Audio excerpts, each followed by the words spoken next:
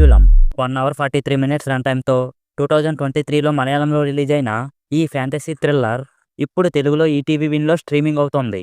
ఈ movie time traveller dream మీద base అయి ఉంది. ఇక మూవీ చూశాక నాకైతే వర్కౌట్ అవ్వలేదు గైస్. మూవీ నాకైతే కలలో మనం ఓ కామన్ ప్లేస్కి వెళ్ళవచ్చు, అలా కలలలో మనం వేరే వ్యక్తులను కలుసుకోవచ్చు అన్న ఓ యూనిక్ కాన్సెప్ట్తో ఈ సినిమా స్టార్ట్ అవుతుంది. కానీ అసలు ఆ కాన్సెప్ట్ను సరైన విధంగా ఎస్టాబ్లిష్ చేయలేదు. ఒక్కసారిగా 3 ర్యాండమ్ స్టోరీలతో ప్రారంభం అవుతుంది. అవి కూడా బోరింగ్.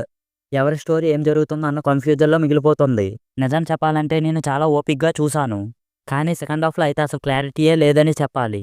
ఒక్కొక్కసారి ఏది కలో ఏది రియాలిటీ అర్థం కాదు. లూసీ డ్రీమ్ కాన్సెప్ట్ని చూపించాలనుకున్న ఆ ఇంటెన్షన్ మాత్రం చాలా కన్ఫ్యూజన్గా ఉంది. ఒక మంచి కాన్సెప్ట్ను చేతులారా వేస్ట్ చేశారనే చెప్పాలి.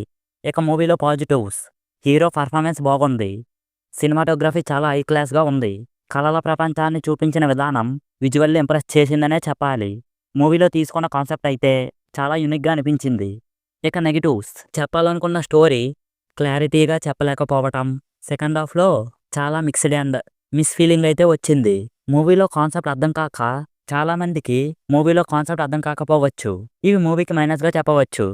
సో ఫైనల్గా కొత్త కాన్సెప్ట్ని ఆదరించేవారు అలా ఒక్కసారి ట్రై చేస్తానంటే అది మీ ఇష్టం.